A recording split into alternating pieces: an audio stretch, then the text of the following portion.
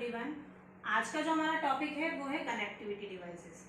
मैंने previous videos में आपको बताया था कि जब सेंडर से रिसीवर पे हमको कोई डेटा ट्रांसफ़र करना होता है तब हमें बीच में किसी न किसी कनेक्टिविटी डिवाइस की ज़रूरत होती है जो डेटा ट्रांसफरिंग करने में हमारी हेल्प करता है। तो वही कनेक्टिविटी डिवाइस हम देखे होंगे। तो अगर हम कनेक्टिविटी डिवाइस की बात करें तो हम बोल सकते हैं it is a mediator between one device to another device. ठीक है ना, एक सिस्टम पे से अगर दूसरे सिस्टम पे डेटा ट्रांसफर करना है तो connectivity device as a mediator work करता है। ठीक है, कई सारे कनेक्टिविटी डिवाइस होते हैं तो हम उसको दो पार्ट में डिवाइड करेंगे। कुछ कनेक्टिविटी डिवाइसेस हम आज देखेंगे और कुछ हम नेक्स्ट वीडियो में देखेंगे। तो सबसे फर्स्ट अगर कनेक्टिविटी डिवाइस की बात करेंगे तो फर्स्ट कनेक्टिविटी डिवाइस है हमारा modem. Modem word comes from modulator and demodulator.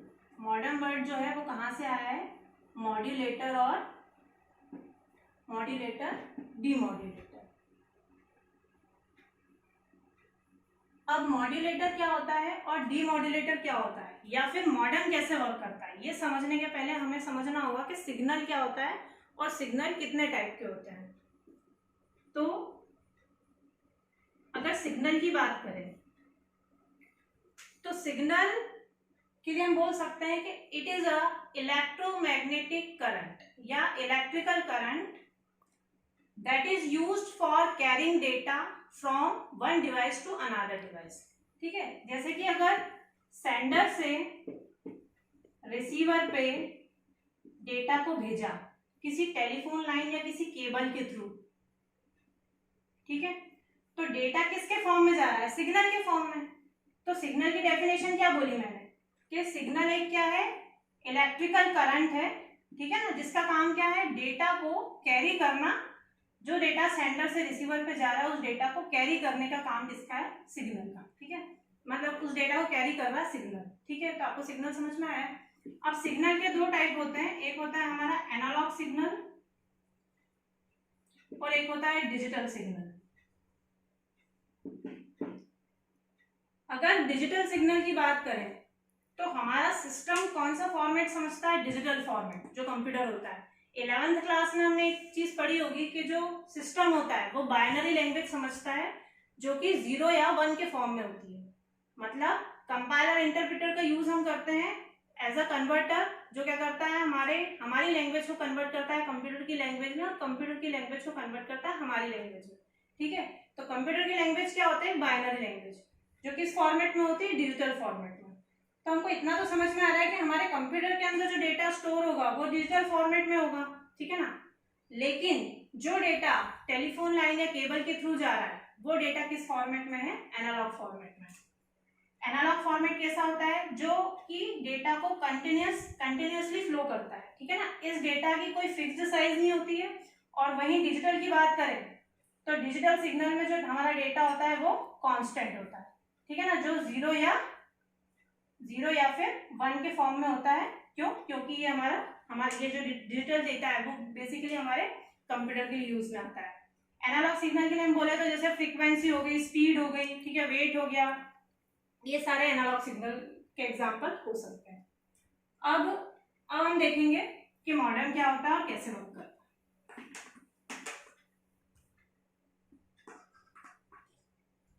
Modem word comes from modulator and demodulator.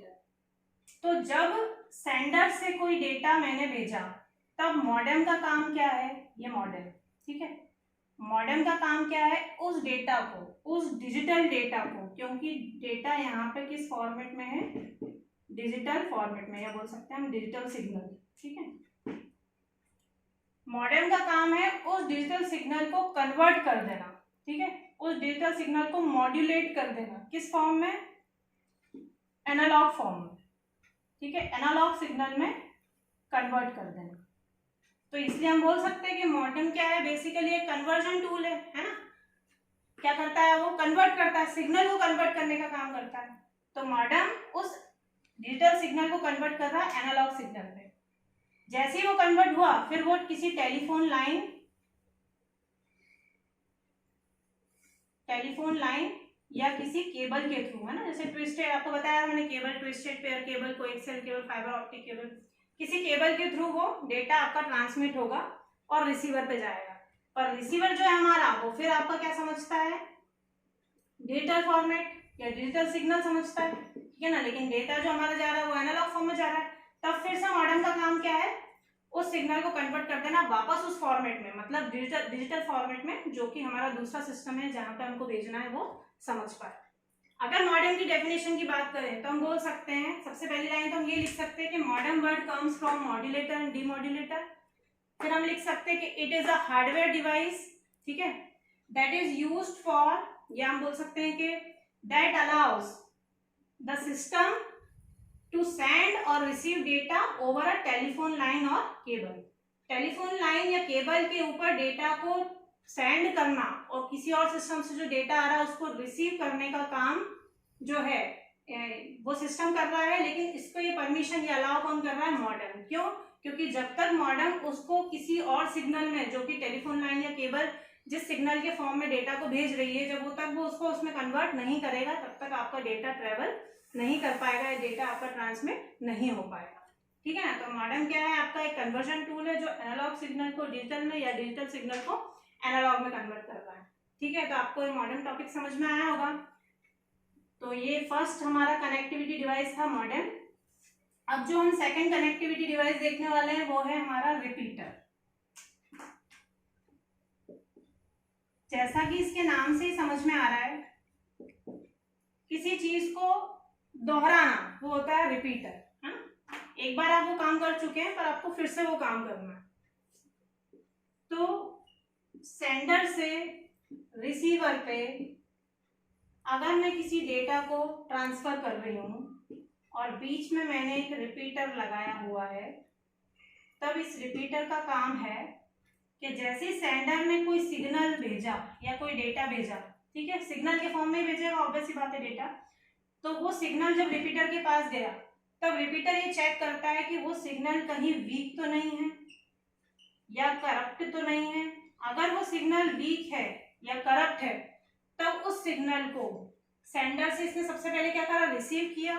Receive करने के बाद उस सिग्नल को वो रीट्रांसफॉर्म करेगा, है ना, रीजनरेट करेगा और फिर रिफ्रेश्ड सिग्नल को भेजेगा रिसीवर पॉइंट पे। तो बेसिकली रिपीटर का काम क्या है, करप्टेड या वीक सिग्नल को रिसीव करना, उसको रीट्रांसफॉर्म रीजनरेट करना और उसके बाद रीट्रांसमिट कर देना रिसीवर पॉइंट पे। तो सेंडर से रिसीवर के बीच में या मल्टी सिस्टम्स के बीच में छोटे छोटे रिपीटर का यूज होता है ताकि अगर डेटा फ्लो में जा पाए। नहीं तो क्या होगा, अगर ये वीक सिग्नल हो जाएगा तो डेस्टिनेशन तक पहुंचते पहुंचते फिर इस सिग्नल का कोई मतलब ही नहीं रहेगा। जैसा सिग्नल सेंडर ने भेजा वैसा का वैसे ही सिग्नल रिसीवर तक पहुंचे। इसका ध्यान रखने के लिए हम किस कनेक्टिविटी डिवाइस का यूज करते हैं, रिपीटर, ठीक है। तो ये एक बहुत छोटा सा टॉपिक था रिपीटर, ये हमारा सेकंड कनेक्टिविटी डिवाइस था। अब इसके बाद हम जो थर्ड नंबर पे देखेंगे वो है हब और फोर्थ नंबर पे स्विच।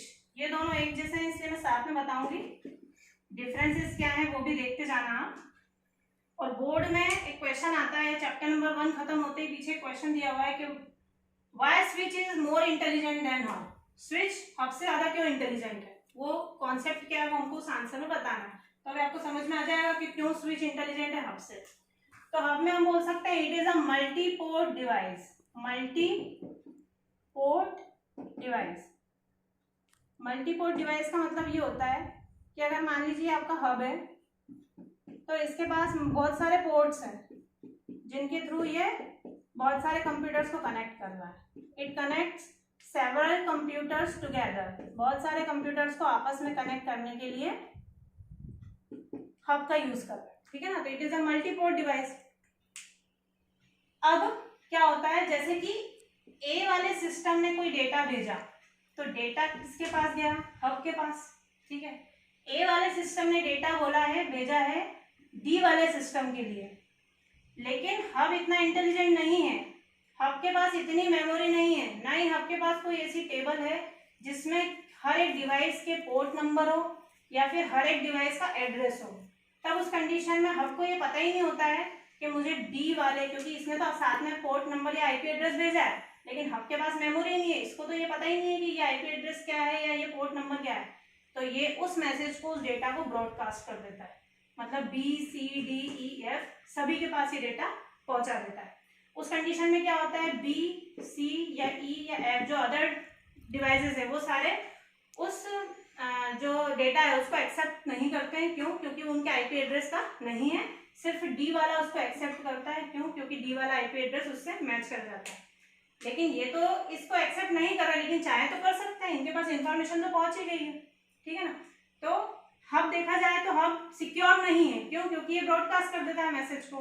तो यहाँ पे हब का यूज नहीं किया जा सकता है। ज्यादातर हब का यूज नहीं किया, पहले के टाइम में होता था जब तक स्विच नहीं था, लेकिन अब हब का यूज नहीं किया जाता है। क्यों? क्योंकि ये सिक्योर नहीं है। मल्टीपोर्ट डिवाइस तो है, लेकिन एक सिस्टम से जब डेटा ट्रांसफर करते हैं किसी पर्टिकुलर सिस्टम के लिए, पर ये उस डेटा को ब्रॉडकास्ट कर देता है। अगर इसके बदले हम स्विच की बात करें तो switch is similar to hub, it is also multiport device, ठीक है ना। लेकिन क्या डिफरेंस है?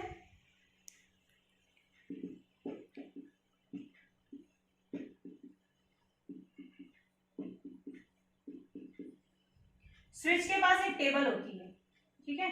स्विच के पास इनफ मेमोरी होती है जिसमें हर एक डिवाइस का पोर्ट नंबर और एड्रेस होता है, ठीक है।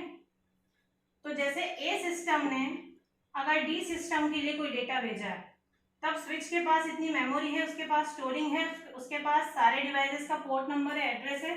उस कंडीशन में वो उस डेटा को पर्टिकुलरली डी वाले सिस्टम के पास ही पहुंचाता है।